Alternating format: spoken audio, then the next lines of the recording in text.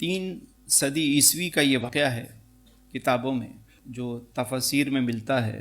ایک بادشاہ تھا جسے دقیانوس کہتے تھے۔ ہمارے یہاں بھی کہا جاتا ہے کوئی پرانی بات ہو تو کہتے ہیں کیا دقیانوسی باتیں لکھ کر بیٹھ گئے، پرانی بات مطلب پرانا بادشاہ تھا۔ مگر وہ قوم کو بت پرستی کی طرف بھی، ایک اور بھی معاملہ جو ان کے ہاں تھا، جو دعوے تھے ان کے جھوٹے، اس کی طرف راغب کرنا چاہتے تھے۔ تثلیث کے بھی وہ قائل تھے کہ 3 خدا ہیں۔ یہ جو نوجوان تھے ان کے ہاتھ میں کوئی انجیل کا پرانا نسخہ لگ گیا اور ان کو پتہ چل گیا کہ خدا وحدہ لا شریک ہے، اس کا کوئی شریک نہیں ہے۔ انہوں نے کہا چاہے تم ہماری گردنیں اتار دو، ہم تمہارے کہے ہوئے دین کو قبول نہیں کریں گے، ہم اس خدا کو مانتے ہیں جو زمین اور آسمان کا مالک ہے۔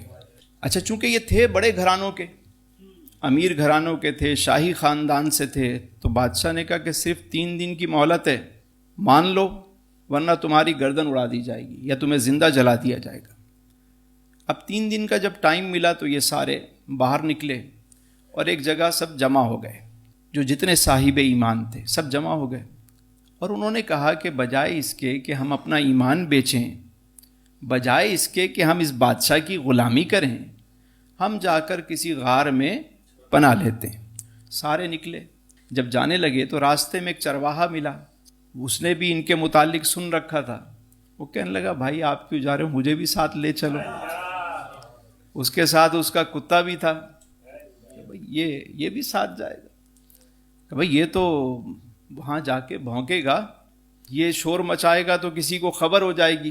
تو کتا بھی تو کتا تھا نا، اس نے زبان قال سے تو نہیں، گویا زبان حال سے کہا ہوگا کہ بابا میں وہ کتا نہیں جو اللہ کے ولیوں پر بھونکوں، میں تو ان کے در کی رکھوالی کرنے والا کتا ہوں۔ تو چلو بھائی کچھ نہیں کروں گا، یعنی زبان حال سے اس نے بتا دیا، اشاروں میں بات ہو گئی ہوگی کہ بابا لے چلو مجھے بھی۔ اس نے بھی دم ہلانا شروع کر دی کہ کہاں چھوڑ کے جا رہے ہوں۔ چلے گئے، جا کر وہ غار میں سو گئے۔ اب جب سوئے تو پورا واقعہ قرآن میں آپ نے سنا کہ 309 برس سوتے رہے۔ ایک دن اچانک اٹھے۔ اچھا، پیچھے یہ ہوا کہ وہ بادشاہ جو تھا دقیانوس وہ تو مر گیا، کئی اور بادشاہ گزرے، کیونکہ 309 سال کا عرصہ گزر گیا، اور پھر ایک بڑا اچھا نیک صالح بادشاہ جو ہے نا وہاں آ گیا، اس کا نام تھا بیداروس، اس کی حکومت تھی۔ اچھا، اس کے دور میں ایک بڑا مسئلہ کھڑا ہو گیا۔ کچھ لوگ کہتے تھے کہ حشر ارواح ہوگا، حشر اجسام نہیں ہوگا، یعنی جسم کیسے وہاں جمع ہوں گے میدان محشر میں، وہاں تو حشر ارواح ہوگا، روحیں جمع ہوں گی، جسم تو گل سڑ جائیں گے، اور جب جسم گل سڑ جائے گا تو اس کو دوبارہ زندہ کون کرے گا، یہ کیسے ہوگا۔ اب یہ بحث چل رہی تھی۔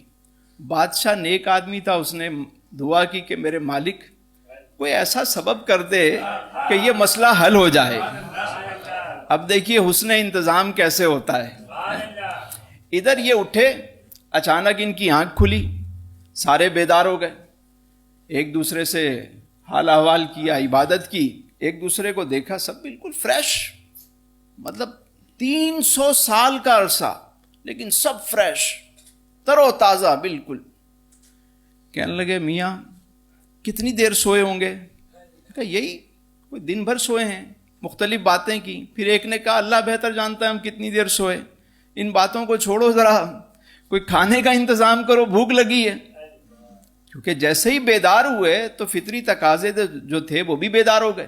دیکھیں اللہ تعالیٰ نے کروٹیں بدلی ان کی، ہیں کروٹیں رب بدلتا رہا، سورج ادھر ادھر سے گزر جاتا، ڈائریکٹ لائٹ نہیں آتی، لائٹ جو ریفلیکٹ کرتی، منعکس ہو کے عکس پڑتا اس کا۔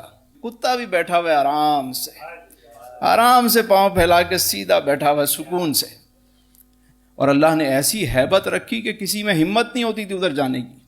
تو ایک کو کہا کہ یہ لو سکے لو، تم جاؤ یار کچھ کھانے پینے کا لے کر آؤ، مگر خیال کرنا صاف ستھری حلال طیب چیز لے کر آنا، کیونکہ وہ جو لوگ بت پرست ہیں ان کے ہاتھ کا ذبیحہ مت لانا، کوئی حرام لقمہ مت لانا, صاف ستھرا رزق لے کر آنا.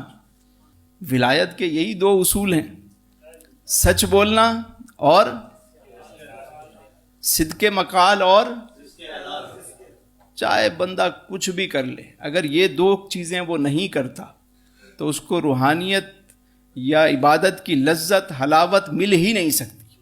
بہنوں کا حق کھا رہا ہو, بھائیوں کا حق کھا رہا ہو, کرپشن کر رہا ہو اور نیک حاجی نمازی بن کے گھومے تو اس کا کوئی فائدہ نہیں ہے بھائی.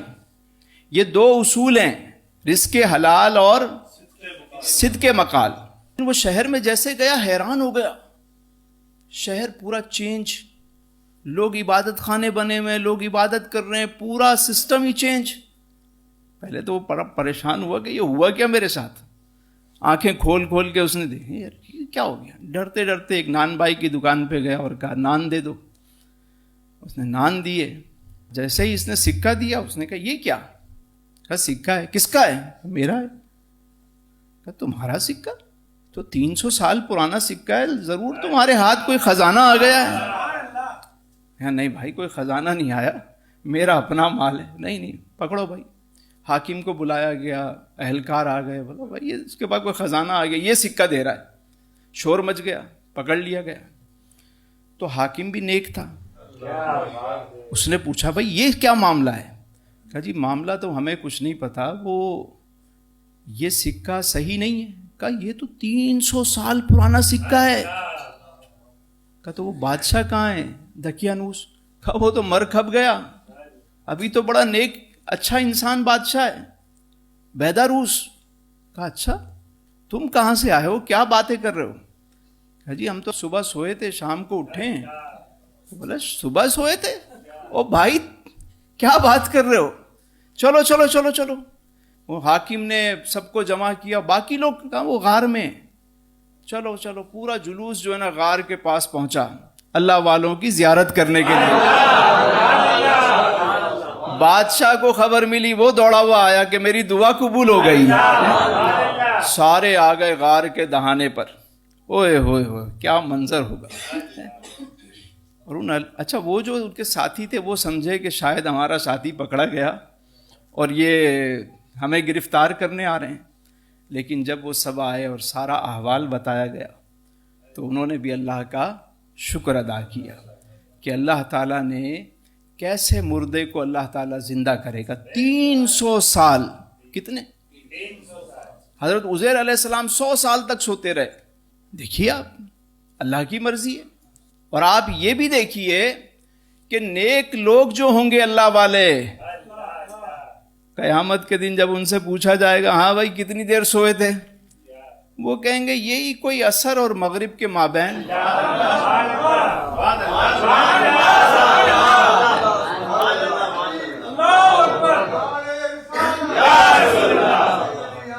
کتنی دیر سوئے تھے. وہ کہیں گے بھائی, کیونکہ جب قبر میں رکھا جاتا ہے نا تو جب مردے کو جگایا جاتا ہے تو اس کو فیل ہوتا ہے کہ عصر کا ٹائم ہے, اور نیک آدمی وہ تو بولتا ہے نماز پڑھوں میں, نماز کا ٹائم ہے میرا.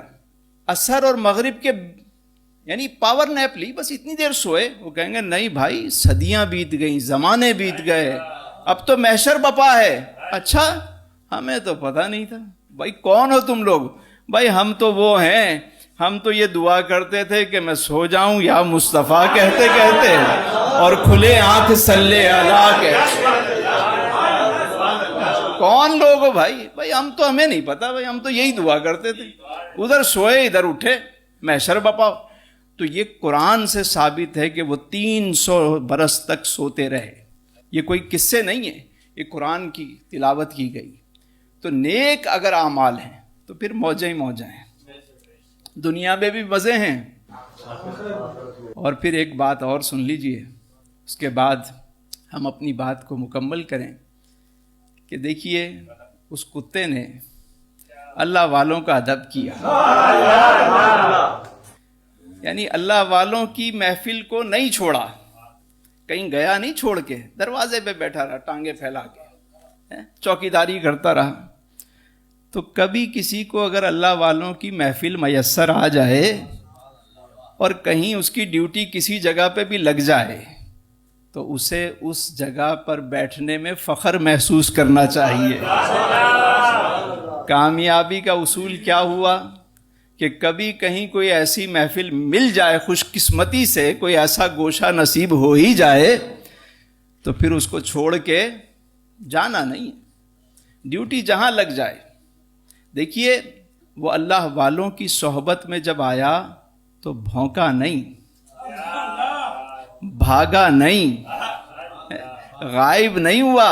میرے بابا جی مجھے کہتے تھے کہ بیٹا اگر انسان سیکھنا چاہے نا تو وہ ایک کتے سے بھی سیکھ سکتا ہے، اگر وہ نصیحت پکڑنا چاہے تو وہ کتے سے بھی سیکھ سکتا ہے، اور نہ سیکھنا چاہے تو عارفین اور کاملین سے بھی وہ نہیں سیکھ سکتا۔ اصحاب کہف کا کتا، اور وہ اللہ والوں کی سنگت میں رہا، اس کا ذکر قرآن میں آ گیا، قرآن میں۔ جس دل اندر عشق نہ رچیا،